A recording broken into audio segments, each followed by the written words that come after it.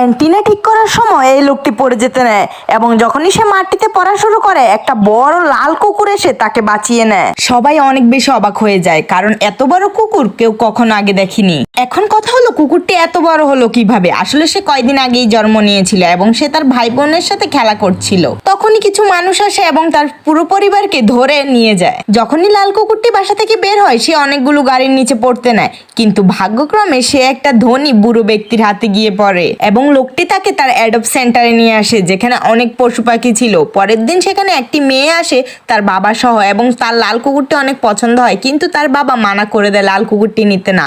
কিন্তু মেয়েটি তারপরও ব্যাগে করে লুকিয়ে লাল কুকুরটিকে বাসায় নিয়ে আসে। মেয়েটি লাল কুকুরটির সাথে অনেক খেলাধুলা করে, তারপরে রাতে ঘুমিয়ে যায় লাল কুকুরটিকে পাশে নিয়ে। কিন্তু সকালে উঠে সে অবাক হয়ে যায় কুকুরটি যে বিশাল বড় হয়ে গিয়েছে। মেয়ে তো নিজের চোখকেই বিশ্বাস করতে পারছিল না। তারপরে মেয়ের বাবা যখন কুকুরটাকে দেখে সেও অবাক হয়ে যায়।